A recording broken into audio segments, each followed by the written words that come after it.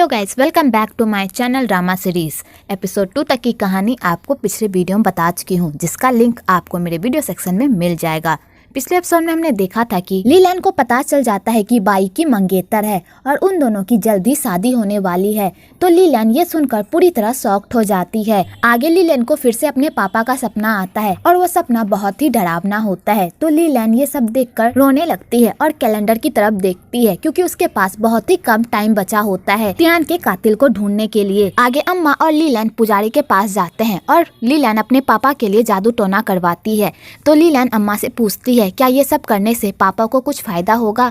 तो अम्मा कहती है क्यों नहीं होगा इनका असर, ये पुजारी बहुत ही ज्ञानी है और इनका एक भी टोना टोटका आज तक खाली नहीं गया है, ये भी जरूर काम करेगा। तुम निश्चिंत हो जाओ, तुम्हारे पापा जल्दी ठीक हो जाएंगे। तो लीलैन कहती है अब मेरे पास बस कुछ ही दिन बचे हैं तियान के कातिल का पता लगाने के लिए और इन सब में सिर्फ बाई ही मेरी हेल्प कर सकता है। तो अम्मा कहती है तुम बाई से हेल्प मांगोगी। तो लीलैन कहती है अम्मा जैसा आप सोच रही हैं वैसा कुछ भी नहीं है। अब मेरे दिल में बाई के लिए कोई फीलिंग्स नहीं है, इसलिए आप निश्चिंत हो जाइए, मैं उसके पास दोबारा नहीं जाऊंगी। आगे अम्मा और लीलैन की मुलाकात बाई और इजाबेल से होती है, क्योंकि बाई इजाबेल को भी मंदिर लेकर आया हुआ होता है। तो अम्मा इजाबेल को कहती है तुम यहाँ पर पूजा करने आई हो ना, चलो मैं तुम्हें अच्छे से पूजा करवा देती हूँ, तुम्हें नहीं पता होगा ना यहाँ पर कैसे पूजा करते हैं। तो बाई इजाबेल को कहता है अम्मा सही कह रही है, तुम्हें यहाँ के तौर तरीके नहीं पता है ना, जाओ अम्मा तुम्हें अच्छे से पूजा करवा देगी। तो इजाबेल अम्मा के साथ पूजा करने के लिए चली जाती है। तो बाई लीलैन को कहता है मैं ये शादी परिवार के लिए कर रहा हूँ, तुमने ही तो कहा था हमें अपनी खुशी से ज्यादा अपने परिवार की खुशी को देखनी चाहिए, इसलिए मैं भी अपने परिवार की खुशी देख रहा हूँ। तो लीलैन बाई से पूछती है क्या तुम्हें तियान के बारे में कुछ भी पता चला। तो बाई कहता है हाँ मुझे तियान के बारे में कुछ पता चला है। तो लीलैन कहती है क्या। तो बाई कहता है तियान का एक नौकरानी के साथ अफेयर था, लेकिन उसने उसे कुछ महीने पहले ही काम से निकाल दिया, शायद वो तुम्हारी कुछ मदद कर सके। तो लीलैन कहती है क्या तुम्हें उस लड़की का एड्रेस पता है। तो बाई कहता है उस लड़की की एक दोस्त थी सिम, उसे उस लड़की के बारे में जरूर पता होगा कि वो कहाँ रहती है, अगर तुम चाहो तो मैं तुम्हें पता लगाकर बता सकता हूँ। तो लीलैन बाई को थैंक्स कहती है और कहती है तुम्हें टेंशन लेने की कोई जरूरत नहीं है, मैं मिस यान से पता लगा लूंगी, ठीक है। दूसरी तरफ लैंग लीलैन के घर के सामने एक कुत्ते के साथ मिलकर उसके साथ माफी मांगने की प्रैक्टिस करता है कि वो लीलैन से कैसे माफी मांगेगा, पर लैंग को माफी मांगना आता ही नहीं कि तभी उधर से लीलैन और अम्मा भी आ जाते हैं। तो लीलैन लैंग से पूछती है तुम यहाँ पर क्या कर रहे हो। तो अम्मा कहती है क्या तुम इसे जानती हो। तो लीलैन कहती है अम्मा ये वही स्वर्ग का रक्षक है जिसने मेरी हेल्प करने से मना कर दिया। तो अम्मा लैंग पर खूब भड़कने लगती है, पर लैंग अपने चार्म से अम्मा को भी अपने बस में कर लेता है और उनके साथ भी फ्लर्ट करने लगता है। तो अम्मा भी लैंग के जाल में फंस जाती है और उस पर पूरी तरह लट्टू हो जाती है। तो लीलैन ये देखकर पूरी तरह हैरान होती है और अम्मा को कहती है अम्मा आप घर जाइए, मैं इससे बात करती हूँ। तो अम्मा घर चली जाती है। तो लीलैन लैंग से पूछती है तुम यहाँ पर क्या करने आए हो। तो लैंग लीलैन के सामने माफी मांगने की पूरी कोशिश करता है, पर बेचारे के मुंह से एक वर्ड भी नहीं फूटता। तो लीलैन को लैंग पर बहुत गुस्सा आता है और वो दरवाजा बंद करके वहाँ से चली जाती है और बेचारा लैंग उसके जाने के बाद कहता है मैं तुमसे माफी मांगने आया हूँ, पर लीलैन ये बात तो सुनती ही नहीं। तो बेचारे लैंग की मेहनत बर्बाद हो जाती है। आगे अम्मा और लीलैन मिलकर लीलैन के पापा के कपड़े बदलते हैं और उन्हें मंदिर से लाए हुए कपड़े पहनाते हैं। तो अम्मा कहती है तुम टेंशन मत लो, तुम्हारे पापा जल्दी ठीक हो जाएंगे। तो लीलैन भी अपने पापा को कहती है पापा आप हिम्मत मत हारना, आप जल्दी ठीक हो जाओगे। इधर इजाबेल बाई के लिए एक सूट लाती है, पर बाई को वो सूट फिट नहीं होता। तो इजाबेल बाई को कहती है कल दर्जी आने वाला है, इसलिए कल तुम्हें रहना होगा ताकि तुम अपना नाप दे सको और हमारे शादी के लिए तुम्हारा एक परफेक्ट सूट आ सके। तो बाई कहता है ठीक है मैं हाजिर रहूंगा। कि तभी उधर से यान आती है और यान इजाबेल को अपने कुछ ज्वेलरी देती है और कहती है तुम्हें इनमें से जो भी ज्वेलरी पसंद है वो तुम ले लो अपनी शादी में पहनने के लिए। तो इजाबेल यान की इतनी दयालुता देखकर बहुत खुश होती है और दोनों भाभी ननद बैठकर खूब गप्पे मारते हैं। वेल आपको यहाँ पर भाभी और ननद का प्यार भी देखने को मिलेगा। आगे लैंग फिर से सिम के पास जाता है और उसके साथ फ्लर्ट करता है। तो सिम लैंग से पूछती है मैंने सुना है तुम्हें किसी गलती की वजह से काम से निकाल दिया गया है। तो लैंग कहता है ऐसा कुछ भी नहीं है, मैं बस कुछ ढूंढ रहा था और उन्हें गलतफहमी हो गई जिस वजह से उन लोगों ने मुझे काम से बाहर निकाल दिया। और सिम से पूछता है क्या तुमने प्रसाद के सारे कागज जला दिए। तो सिम कहती है तुम ये क्यों पूछ रहे हो, आखिरकार तुम्हारा इससे क्या लेना देना।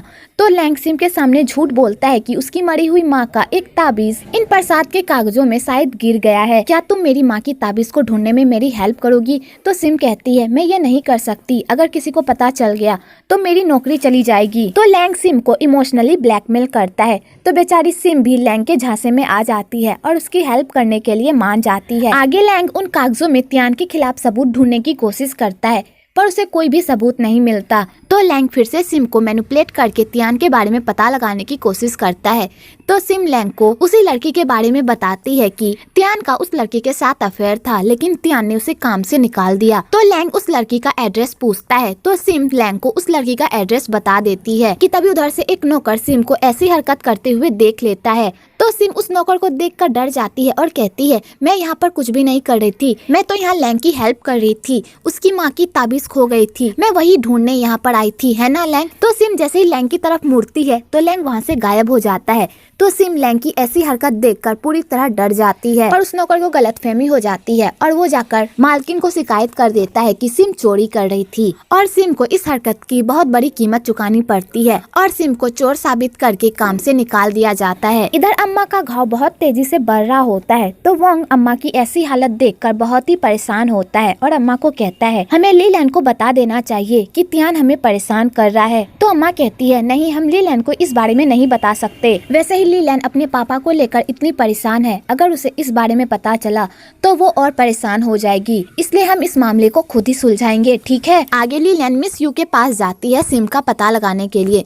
तो मिस यू ली लैन को बताती है कि सिम को काम से निकाल दिया गया है क्योंकि उस पर चोरी का इल्जाम लगा था। तो ली लैन मिस यू से सिम का पता पूछती है और उसके बाद ली लैन सिम के अड्डे पर जाती है। तो वहाँ उसे जाकर पता चलता है कि सिम की हालत बहुत ही खराब है। तो ली लैन सिम से पूछती है, आखिरकार तुम्हारी ऐसी हालत कैसे हुई। तो सिम ली लैन को बताती है कि मेरी ऐसी हालत उस लैंग के बच्चे की वजह से हुई है। वो हमेशा मेरे साथ फ्लर्ट करता था, मुझे लगता था कि वो मुझसे प्यार करता है, लेकिन उसने मेरा इस्तेमाल किया और उसी की वजह से मुझ पर चोरी का इल्जाम लगा है और मेरे पेरेंट्स भी मुझ पर भरोसा नहीं कर रहे और उन्होंने मुझे घर से निकाल दिया है और अब मेरी ऐसी हालत हो गई है कि मुझे सड़क पर मछली बेचना पड़ रहा है। अगर वो मेरे हाथ आया तो मैं उसे बिल्कुल नहीं छोड़ूंगी। तो ली लैन कहती है, तुम सही कह रही हो, वो एक नंबर का फ्रॉड है, जिसके पास भी जाता है उसके लिए सिर्फ प्रॉब्लम्स ही खड़ी करता है। अगर वो तुम्हारे हाथ आए तो तुम उसे बिल्कुल मत छोड़ना, इस चाकू से सीधा उसका गला ही काट देना, ठीक है। आगे ली लैन सिम से उस लड़की का पता पूछती है। तो सिम ली लैन को उस लड़की का पता बता देती है। दूसरी तरफ इजाबेल और बाई अपने शादी के लिए डांस की प्रैक्टिस कर रहे होते हैं। तो बाई इजाबेल को कहता है, कल मैं ली लैन के साथ कहीं जा रहा हूँ, इसलिए मुझे आने में थोड़ी देर हो जाएगी। तो इजाबेल कहती है, तुम्हें पता है ना, कल दर्जी वाला आने वाला है तुम्हारे कपड़े की नाप लेने के लिए और तुमने मुझसे प्रॉमिस किया था कि कल तुम मेरे साथ रहोगे। तो बाई कहता है, तुम टेंशन मत लो, मैं शाम तक वापस आ जाऊंगा। मैं ली लैन को वहाँ पर अकेले जाने नहीं दे सकता, इसलिए मेरा उसके साथ जाना ठीक रहेगा, इसलिए मुझे जाना होगा। तो इजाबेल को ली लैन के नाम से बहुत गुस्सा आता है, पर वो खुद को कंट्रोल कर लेती है और कहती है, अगर तुम ली लैन के साथ जाना चाहते हो तो कोई बात नहीं, लेकिन टाइम पर वापस आ जाना, दर्जी वाला शाम को आने वाला है। तो बाई कहता है, मैं तुमसे प्रॉमिस करता हूँ दर्जी वाले के आने से पहले मैं वापस आ जाऊंगा। तो इजाबेल कहती है, ठीक है, तुम तो कल जाने वाले हो ना, लेकिन आज की रात तो मेरी है ना, चलो डांस की प्रैक्टिस करते हैं। वेल, आपको यहाँ पर इनका क्यूट सा मोमेंट भी देखने को मिलेगा। आगे लैंग सिम से माफी मांगने जाता है, पर बेचारा माफी मांग ही नहीं पाता। तो सिम और गुस्सा हो जाती है। तो लैंग सिम को कहता है, मैंने तुम्हारे साथ जो भी किया वो बहुत बुरा किया, अब तुम ही बताओ ये सब ठीक करने के लिए मैं क्या करूँ। तो सिम कहती है, अगर तुम सच में सब कुछ ठीक करना चाहते हो तो मिस यू को कहो कि वो मुझे इनोसेंट साबित करे। तो बेचारा लैंग ये सुनकर हैरान हो जाता है। दूसरी तरफ ली लैन अम्मा को बताती है कि कल वो गांव जा रही है और शाम तक घर वापस आएगी। तो अम्मा कहती है, तुम अकेली ही गांव जाओगी, तुम्हें बाई को अपने साथ ले जाना चाहिए। तो ली लैन कहती है, बाई तो मेरे साथ जाना चाहता था, लेकिन मैंने ही उसे मना कर दिया क्योंकि मैं नहीं चाहती कि उसे कोई भी परेशानी हो मेरी वजह से। तो अम्मा कहती है, लेकिन अगर बाई तुम्हारे साथ जाता तो अच्छा होता ना, और मुझे भी तसल्ली रहती कि तुम ठीक हो। आगे अम्मा ली लैन को अपना एक ताबीज देती है और कहती है, ये ताबीज मेरी माँ ने मुझे दिया था मेरी रक्षा करने के लिए, आज मैं ये ताबीज तुम्हें दे रही हूँ, ये ताबीज तुम्हारी रक्षा करेगी सभी बुरी नजरों से। आगे बाई और ली लैन एक साथ मिलकर उस गाँव में जाते हैं। तो ली लैन बाई को कहती है, तुम्हें तो डॉक्टर बनना था ना, फिर तुमने डॉक्टर का सपना छोड़कर बिजनेस क्यों ज्वाइन किया। तो बाई कहता है, परिवार के लिए हमें अपनी खुशियों का त्याग करना पड़ता है, इसलिए मैंने अपने परिवार के लिए अपनी डॉक्टरी का सपना भी छोड़ दिया। आगे वो लोग जा ही रहे होते हैं कि रास्ते में उनका घोड़ा चलते चलते रुक जाता है। तो बाई घोड़े गाड़ी से उतरकर अपने घोड़े को देखता है, आखिरकार उसका घोड़ा रुक क्यों गया। तो बाई अपने घोड़े को चलने को कहता है, पर उसका घोड़ा बाई की बात नहीं मानता, उल्टा वहाँ से भाग जाता है। तो वो लोग भी अपने घोड़े के पीछे भागते हैं, पर घोड़ा इतनी तेजी से भागता है कि वो लोग उन्हें नहीं पकड़ पाते। तो लीलैन ये सब देखकर सैड हो जाती है। तो बाई लीलैन को कहता है, हम लोग इस तरह गाँव नहीं जा सकते, हम लोग कल गाँव चलेंगे, चलो घर वापस चलते हैं। तो लीलैन कहती है, मैं घर वापस नहीं जा सकती क्योंकि मेरे पास ज्यादा टाइम नहीं बचा है, मुझे आज ही जाना होगा, चाहे कुछ भी हो जाए। तो बाई लीलैन को फिर से समझाने की कोशिश करता है, पर लीलैन बाई की एक भी नहीं सुनती। कि तभी उधर से लैंग साइकिल से आ रहा होता है और बाई और लीलैन को देखकर रुक जाता है। तो लैंग लीलैन से पूछता है, तुम्हें क्या हुआ, तुम यहाँ पर क्या कर रही हो, क्या इस आदमी ने तुम्हें परेशान किया? तो बाई कहता है, तुम कौन हो और यहाँ पर क्या कर रहे हो? तो लैंग कहता है, मैं स्वर्ग का रक्षक हूँ। तो बाई को लैंग की बातें समझ में नहीं आती। तो लीलैन कहती है, तुम यहाँ पर क्या कर रहे हो, अगर तुम्हें कोई काम नहीं है तो यहाँ से दफा हो जाओ। तो लैंग कहता है, मैं बहुत बिजी हूँ और तुम्हारी बकवास सुनने का मेरे पास कोई टाइम नहीं है। तो लीलैंग कहती है, अगर तुम इतने ही बिजी हो तो यहाँ पर रुककर क्या कर रहे हो, तो जाओ ना। तो लैंग वहाँ से चला जाता है। तो लीलैन पैदल ही गांव जाने का डिसाइड करती है। तो बाई को भी मजबूरन लीलैन के साथ जाना पड़ता है। आगे उन लोगों को एक गाड़ी मिल जाती है, तो वो लोग उस गाड़ी से लिफ्ट मांगते हैं। तो वो बंदा कहता है, मैं मुफ्त में तुम लोगों को नहीं ले जा सकता। तो लीलैन अम्मा का दिया हुआ लॉकेट उस बंदे को दे देती है और कहती है, ये लॉकेट बहुत ही कीमती है, अब तो तुम हमें लिफ्ट दोगे ना? तो वो बंदा उन दोनों को लिफ्ट दे देता है। आगे वो लोग गाँव पहुँचते हैं तो वहाँ पर लैंग पहले से ही होता है और जिस लड़की से वो लोग मिलने गए होते हैं वो लड़की लैंग पर खूब चिल्ला रही होती है और उसे धक्के मारकर अपने घर से भगा रही होती है। तो लीलैन लैंग से पूछती है, तुम यहाँ पर क्या कर रहे हो? तो लैंग कहता है, तुम यहाँ पर जो करने आई हो मैं भी वही करने आया हूँ। मैं इस लड़की से त्यान के बारे में पूछ रहा था, पर इस लड़की ने मुझे कुछ भी नहीं बताया, उल्टा मुझे धुतकार कर घर से निकाल दिया। तो लीलैन कहती है, तुम्हारे साथ बिल्कुल अच्छा हुआ, तुम्हारे साथ ऐसा ही होना चाहिए था। आगे लीलैन उस लड़की से मिलने जाती है और लीलैन उस लड़की को अच्छे से हैंडल करती है। कि तभी लीलैन को पता चलता है कि वो लड़की प्रेग्नेंट है। तो लीलैन ये देखकर पूरी तरह शॉक्ड हो जाती है। आगे वो लड़की लीलैन को बताती है कि उसके पेट में जो पल रहा बच्चा है वो त्यान का है, तो मैं त्यान को क्यों मारूंगी? और त्यान हर महीने उसे इस बच्चे के खर्चे भी भेजता था, लेकिन इस महीने उसने नहीं भेजा। तो लीलैन कहती है, मुझे शुरू से बताओ, आखिरकार त्यान ने तुम्हें घर से क्यों निकाला? तो वो लड़की कहती है, पहले तो त्यान मुझसे बहुत बड़े दावे करता था कि वो मुझसे बहुत प्यार करता है, लेकिन एक दिन मैंने उसे एक लड़की के साथ देखा, तो मैंने उन दोनों का पीछा किया। तो वो दोनों साथ में जुआ घर जा रहे थे और उस लड़की ने अपने हाथ में सोने की चूड़ियां भी पहनी थी, पर मैं उसकी शक्ल नहीं देख पाई क्योंकि उसने अपनी शक्ल को कवर करके रखा हुआ था। अगले दिन जब मैंने त्यान से उस लड़की के बारे में पूछा तो त्यान ने मुझे उस लड़की के बारे में कुछ भी नहीं बताया, उल्टा मुझे काम से निकाल दिया। लेकिन उसके बाद उसने हर महीने मुझे पैसे भेजे मेरे और मेरे बच्चे के खर्चे के लिए। उसे जरा सा भी ना ही मुझसे प्यार था और ना ही हमारे होने वाले बच्चे से, इसलिए तो उसने हमें अपनी जिंदगी से बाहर निकाल दिया। तो लीलैन ये सुनकर सैड हो जाती है और उस लड़की को सांत्वना देती है और कहती है, सब ठीक हो जाएगा, बस तुम हिम्मत मत हारना। आगे लीलैन ये सारी बातें बाई को बताती है और बाई से पूछती है, क्या महल में कोई लड़की है जो त्यान के साथ जुए के अड्डे पर जाती थी? तो बाई कहता है, एक लड़की तो है जुए के अड्डे पर जाती है, वो भी यान है, लेकिन त्यान उससे बहुत ही नफरत करता था और उन दोनों की आपस में कभी भी नहीं बनी और उन दोनों का एक साथ जुए के अड्डे पर जाना ये नामुमकिन है। तो लीलैन कहती है, हमें यान से त्यान के बारे में पूछना चाहिए, शायद उसे कुछ पता हो। तो बाई कहता है, मुझे नहीं लगता त्यान का कोई भी कनेक्शन यान से होगा, लेकिन फिर भी मैं तुम्हारी तसल्ली के लिए यान से जरूर त्यान के बारे में पूछूंगा, ठीक है? कि तभी एक लड़की अपने माँ बाप को कह रही होती है कि नदी के पास एक घोड़ा खड़ा हुआ है। तो बाई जैसे ही घोड़ा का नाम सुनता है तो उसे पता चल जाता है कि वो घोड़ा उसका है। तो बाई लीलैन को कहता है, मैं घोड़ा लेकर आता हूँ, तब तक तुम यहीं पर रहना, ठीक है? आगे लैंग लीलैन को कहता है, मैं यहाँ पर इसलिए आया था ताकि मुझे त्यान के बारे में कुछ पता चल सके कि वो कहाँ पर है और उसे मैं पकड़ कर वापस लेकर जाऊँ, लेकिन यहाँ भी मेरे हाथ कुछ भी नहीं लगा। आगे फाइनली लैंग लीलैन से माफी मांग लेता है। तो लीलैन कहती है, अगर तुम सच में माफी मांगना चाहते हो तो उस लड़की से जाकर माफी मांगो जिसका तुमने दिल दुखाया है। और ये कहकर लीलैन वहाँ से चली जाती है। इधर अम्मा और वोंग फिर से अपने घर पर जादू टोना करते हैं और पूरे घर में नमक छिड़कते हैं ताकि त्यान की आत्मा उनके घर के आसपास ना घूम पाए, लेकिन त्यान उन लोगों से भी 4 कदम आगे होता है और उस नमक का असर त्यान पर बिल्कुल नहीं होता। उल्टा त्यान उन लोगों को सबक सिखाता है और चाकू से अम्मा पर वार करता है, लेकिन बीच में वोंग आ जाता है और चाकू उसे लग जाती है। दूसरी तरफ लैंग मिस यू के पास जाता है और उन्हें इमोशनली ब्लैकमेल करता है और कहता है, इन सब में सिम की कोई गलती नहीं थी, मैंने ही सिम को कहा था उस लॉकेट को ढूंढने के लिए, इसमें सिम की कोई गलती नहीं थी, ये सब मेरी वजह से हुआ है। तो मिस यू भी लैंग के झांसे में आ जाती है और कहती है तुम शांत हो जाओ, मुझसे जो हो पाएगा मैं वो करूंगी। तो लैंग ये सुनकर खुश हो जाता है। दूसरी तरफ ली लैन घर आती है और घर में वोंग की ऐसी हालत देखकर वो पूरी तरह शॉक्ड हो जाती है। तो ली लैन अम्मा से पूछती है आखिरकार यहाँ पर चल क्या रहा है। तो अम्मा ली लैन को पूरी बात बताती है कि त्यान उन लोगों के साथ बदला ले रहा है। तो ली लैन ये सब सुनकर शॉक्ड हो जाती है। आगे बाई घर आता है तो इजाबेल बाई की ऐसी हालत देखकर हैरान होती है और बाई से पूछती है तुम्हारी ऐसी हालत कैसे हो गई। तो बाई इजाबेल को बताता है कि हमारा घोड़ा भाग गया था और उसे पकड़ने में मेरी ऐसी हालत हो गई और इसी वजह से मैं लेट हो गया, प्लीज मुझे माफ कर दो। तो इजाबेल कहती है दर्जी वाला तुम्हारा वेट कर करके थक गया इसलिए वो चला गया। तो बाई इजाबेल से माफी मांगता है और कहता है आइंदा से ऐसा नहीं होगा। तो इजाबेल कहती है आखिरकार तुम्हारे और ली लैन के बीच ऐसा क्या चल रहा है, क्या ली लैन किसी मुसीबत में है। तो बाई कहता है मैं ली लैन की पर्सनल चीजें तुम्हें नहीं बता सकता क्योंकि मैंने उससे प्रॉमिस किया है, इसके लिए मुझे माफ कर दो।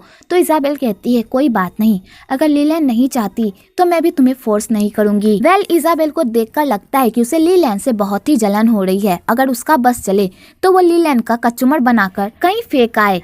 आगे ली लैन के पापा की तबीयत और खराब हो जाती है और ली लैन के पास मात्र एक दिन बचता है। तो वो ये देखकर बहुत ही परेशान हो जाती है और आधी रात को बाई के पास जाती है और कहती है क्या तुमने यान से पूछा त्यान के बारे में, क्या उसे त्यान के बारे में कुछ भी पता है। तो बाई कहता है मैंने यान से कुछ भी नहीं पूछा क्योंकि वो मुझे कहीं मिली ही नहीं, शायद वो आज घर पर नहीं है, लेकिन तुम टेंशन मत लो, कल जैसे ही यान आएगी तो मैं उससे त्यान के बारे में जरूर पूछूंगा। तो ली लैन कहती है मेरे पास टाइम ही तो नहीं है, क्या तुम बता सकते हो कि यान कहाँ पर है। तो बाई बताने में हिचकिचाने लगता है। तो ली लैन कहती है प्लीज मुझे बाई बताओ आखिरकार यान कहाँ है। तो बाई ली लैन को यान का पता बता देता है। तो ली लैन बाई को भी अपने साथ चलने को कहता है। तो बाई कहता है मैं तुम्हारे साथ नहीं जा सकता क्योंकि मैंने इजाबेल को प्रॉमिस किया था कि आज रात में अपनी शादी की सारी इनविटेशन पर सबका नाम लिखूंगा, इसलिए तुम अभी घर जाओ, हम कल यान से बात करेंगे, तुम्हारा इतनी रात को वहाँ पर जाना ठीक नहीं होगा। और बाई ली लैन को समझा बुझाकर घर जाने को कहता है, पर ली लैन डिसाइड कर लेती है कि वो जुए के अड्डे पर जाकर रहेगी और यान से त्यान के बारे में पता लगाकर रहेगी। आगे ली लैन अकेले ही जुए के अड्डे पर जाती है कि तभी उधर से लैंग आ जाता है।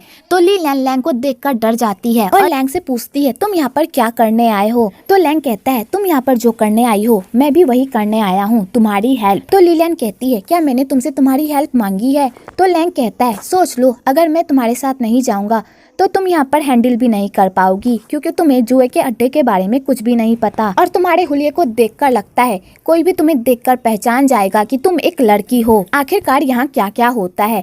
तो ली लैन ये सुनकर डर जाती है और लैंग को कहती है ठीक है। आगे वो दोनों मिलकर जुए के अड्डे पर जाते हैं। तो वहाँ पर एक लड़का ली लैन को पहचान लेता है कि ये एक लड़की है और वो लड़का ली लैन के साथ बदतमीजी करने लगता है, लेकिन सही टाइम पर लैंग आकर ली लैन को बचा लेता है। आगे वो लोग यान को ढूंढ लेते हैं। तो यान ली लैन को देखकर हैरान हो जाती है और अपने बंदे को कहती है इस लड़की को मेरे पास आने से रोको। तो वो बंदा उन दोनों को रोकने लगता है। तो लैंग ली लैन को कहता है मैं इस बंदे को संभाल लेता हूँ, तुम यान के पास जाओ, कहीं वो भाग ना जाए। तो ली लैन यान के पीछे चली जाती है। इधर लैंग उस बंदे से फाइटिंग करता है तो वो बंदा लैंग को खूब मारता है। तो लैंग कहता है तुम चाहे मुझे कितनी बार भी मार लो, मुझे चोट नहीं लगेगी, लेकिन अगर मैं तुम्हें मारूंगा तो तुम सीधा स्वर्ग पहुंच जाओगे। तो बंदा लैंग की बातें नहीं समझता। तो लैंग को भी उस बंदे पर गुस्सा आ जाता है और लैंग उस बंदे को कसकर घूसा मारता है जिससे वो बंदा नीचे लेट जाता है। आगे उस बंदे के ढेर सारे दोस्त भी आ जाते हैं लैंग से लड़ने के लिए और वो लोग भी लैंग को मारने लगते हैं। दूसरी तरफ ली लैन यान का पीछा करती है पर यान बीच से ही कहीं गायब हो जाती है। तो ली लैन उसे हर जगह ढूंढती है पर यान उसे कहीं भी नहीं मिलती कि तभी उधर से एक बंदा ली लैन का कपड़े से मुंह बंद कर देता है और उसे बेहोशी की हालत में वहीं पर छोड़कर वहां से चला जाता है। एक्चुअली उस बंदे की शक्ल नहीं दिखाई जाती है, आखिरकार वो कौन है, लड़का या लड़की। इधर लैंग उन बंदों को मारकर ली लैन के पास जाता है। तो लैंग ली लैन की ऐसी हालत देखकर पूरी तरह शॉक्ड हो जाता है और ली लैन को अपनी बाहों में लेकर वहां से चला जाता है। आगे जब ली लैन को होश आता है तो वो अपने आप को बहुत ही अजीब जगह पर पाती है जहाँ पर कुछ बंदे अजीब हालत में पड़े हुए होते हैं और बहुत ही डरावने लग रहे होते हैं। तो ली लैन उन लोगों को देखकर पूरी तरह डर जाती है कि तभी ली लैन की मुलाकात त्यान से होती है। तो ली लैन त्यान से पूछती है ये कौन सी जगह है और मैं कहाँ पर हूँ। तो लैंग ली लैन को कहता है तुम नेदरलैंड में हो, तुम अपने पापा की ही तरह यहाँ पर फंस चुकी हो। तो ली लैन कहती है तुम्हारे कहने का क्या मतलब है। तो त्यान कहता है तुम्हारी आत्मा यहाँ पर है और तुम्हारा शरीर धरती लोक पर, तुम्हारी हालत बिल्कुल तुम्हारे पापा की तरह हो गई है। कि तभी उधर से ली लैन के पापा की भी एंट्री होती है। तो ली लैन अपने पापा पापा की ऐसी हालत देखकर रोने लगती है और अपने पापा को कहती है, पापा आप टेंशन मत लीजिए, आप जल्दी ठीक हो जाएंगे। तो तियान कहता है, तुम अपने पापा को झूठा दिलासा क्यों दे रही हो? तुम्हारे पापा के पास मात्र कुछ मिनट बचे हैं, कुछ मिनट बाद इनकी मौत हो जाएगी।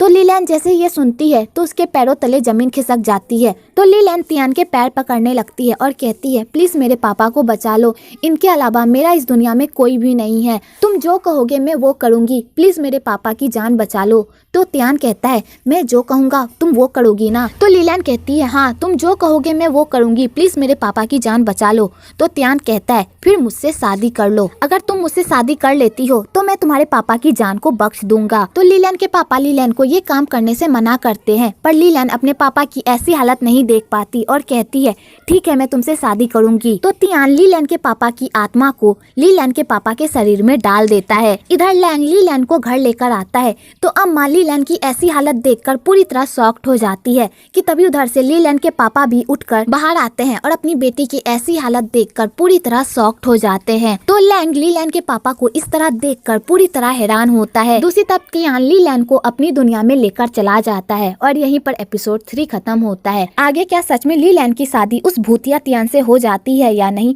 वो आपको आगे वाले एपिसोड में पता चलेगा। इसलिए इस चैनल पर बने रहिए, आपको इस ड्रामा की पूरी अपडेट मिलती रहेगी। अगर आपको ये वीडियो अच्छी लगी हो तो एक लाइक जरूर करें और मेरे चैनल को सब्सक्राइब करना तो बिल्कुल ना भूलें।